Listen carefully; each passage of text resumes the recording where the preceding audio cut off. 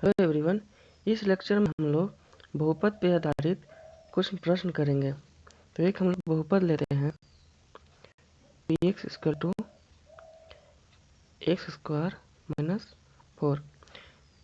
इस बहुपद को हम लोग सॉल्व करेंगे और क्या निकालेंगे, इसका शून्यक और शून्यक और गुणांकों के बीच में संबंध स्थापित निकालेंगे इसको। तो इस समीकरण को, बहुपद को कैसे लिख सकते हैं हम लोग, x² - 2 ऐसे लिख सकते हैं ना जी। हम लोग जानते हैं कि a² - b² को कैसे लिखते हैं, a - b into a plus b।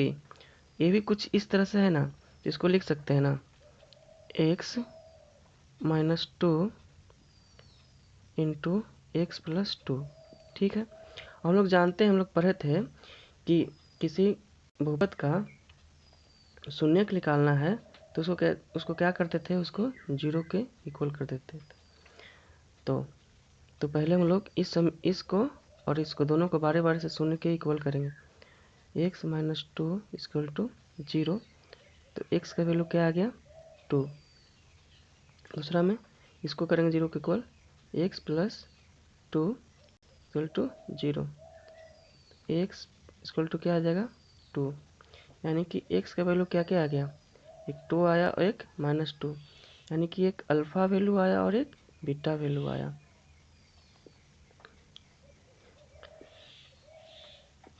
तो अल्फ़ा के वैल्यू कितना आया जी, 2 आया, और बीटा के वैल्यू कितना आया, -2 आया। तो हम लोग दोनों शून्यक का योगफल देखेंगे पहले। अल्फ़ा प्लस बीटा क्या होगा, 2 प्लस -2 कितना हो जाएगा, 0 हो जाएगा। और फिर इसका गुणनफल देखेंगे हम लोग। गुणनफल कितना है जी, 2 इंटू -2 कितना हो जाएगा, -4। तो समीकरण जो दिया हुआ था हम लोग का, समीकरण क्या दिया हुआ था, px = x² - 4। तो जनरल बहुपद कैसा होता है देखने में, आप ऐसे जनरल बहुपद लेते हैं, ax² plus bx plus c। इस समीकरण को इससे तुलना करेंगे हम लोग कि a की जगह पर यहाँ पर क्या है, b की जगह पर यहाँ पर क्या है, और c की जगह पर यहाँ पर क्या है। देखिए हम लोग यहाँ पर a की जगह पर क्या है, देखिए x² का गुणनफल में क्या यहाँ पर है, 1 है, तो 1 है। b देखिए, b किसका गुणनफल में है, c के गुणनफल में है, तो c यहाँ पर x दिख रहा है, यहाँ पर नहीं दिख रहा है x, तो b का वैल्यू कितना हो जाएगा, 0। और c क्या है यहाँ पर, -4। ठीक है, तो हम लोग पढ़े थे कि शून्यक का योगफल क्या होता है जी, शून्यक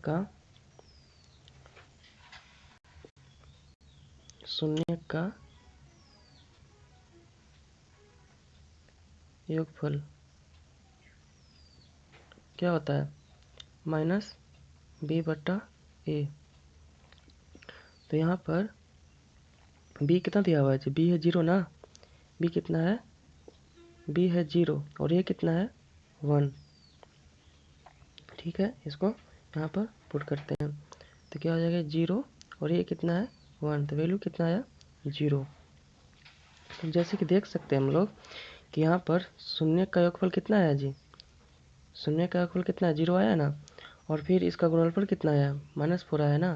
तो फिर आगे देखते हैं हम लोग कि शून्य का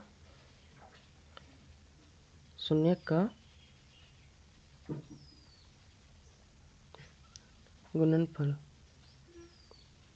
क्या होता है, पढ़े थे ना, c/a। यहाँ पर c कितना है, यहाँ पर c कितना है, -4, और a कितना है, 1, -4/1, तो गुणनफल कितना आ गया, -4। तो हम लोग देख रहे हैं कि शून्य का योगफल और शून्य का गुणनफल कितना आ रहा है, योगफल 0 आ रहा है और गुणनफल कितना आ रहा है, -4 आ रहा है।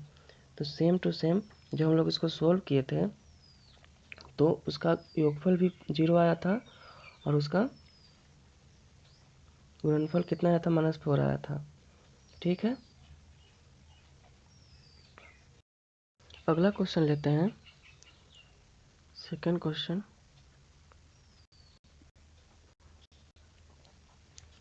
px equal to 4y square minus 4y plus 1।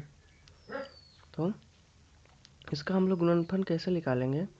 तो a को c से मल्टीप्लाई कीजिए, a c कितना हो जाएगा 4, और b के यहाँ पर कितना है 4 है ना।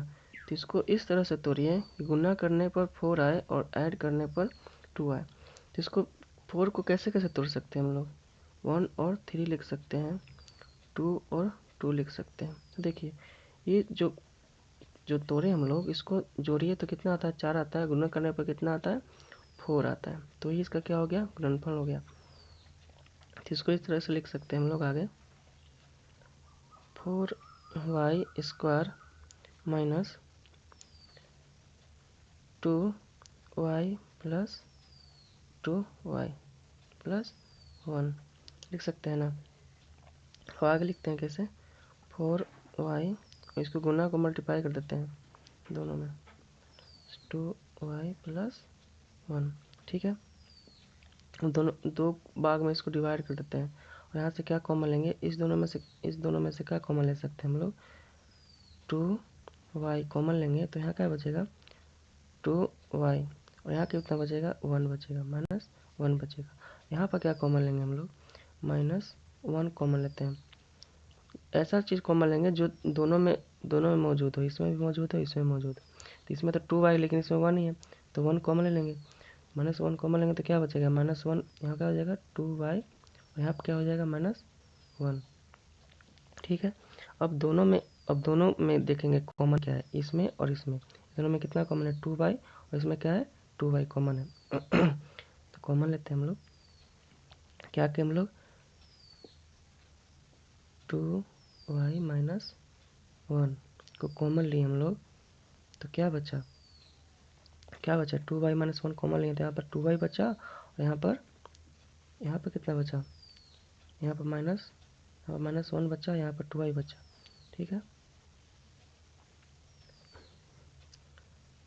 2y minus 1। अब ये समीकरण का क्या निकल गया, एक गुणनफल निकल गया। तो इस गुणनफल का क्या निकालेंगे, 0 निकालेंगे हम लोग। 0 निकालने के लिए क्या करते हैं इसको 0 के इक्वल कर देते हैं। तो पहले इसको हम लोग 0 को इक्वल करेंगे, 2y माइनस 1 इक्वल टू 0। तो y का वैल्यू क्या आ जाएगा 1/2, और जब इसको 0 को इक्वल करेंगे 2y माइनस 1 इक्वल टू 0, ये क्या आ जाएगा, y का वैल्यू ये भी 1/2 आ जाएगा।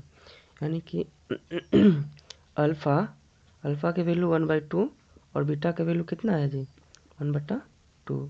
ठीक है, दो वैल्यू आया, अब दोनों का योगफल कितना होगा, अल्फ़ा प्लस बीटा। अल्फ़ा कितना है 1/2, बीटा कितना है 1/2, कितना हो जाएगा 1 हो जाएगा। अल्फ़ा इंटू बीटा क्या होगा 1/2 इंटू 1/2 कितना हो जाएगा 1/4। ठीक है, हम लोग जानते हैं कि कोई भी समीकरण का अगर डायरेक्टली फार्मूला से हम लोग उसका योगफल, शून्यक का योगफल, यानी कि शून्यक का योग क्या होता है, फार्मूला से हम लोग पढ़े हैं -b/a, और गुणनफल क्या होता है जी, गुणनफल क्या होता है c/a, यही ना होता है। तो देखिए, तो इस समीकरण में जो ये समीकरण था उसमें a कितना है, a है 4, b कितना है -4, और c कितना है 1। तो यहाँ पर लिख देते हैं,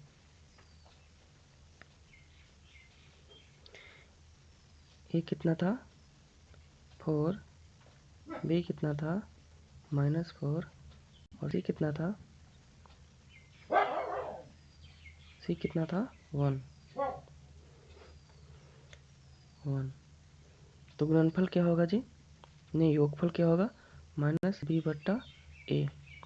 तो क्या हो जाएगा, माइनस, पहले से ही माइनस यहाँ पर है तो माइनस 4 बटा ए कितना है 4, तो क्या हो जाएगा 1 होना गया। और जब उसका गुणनफल निकाले, गुणनफल क्या होता है, सी बट्टा ए। सी कितना है यहाँ पर 1 और ए कितना है 4।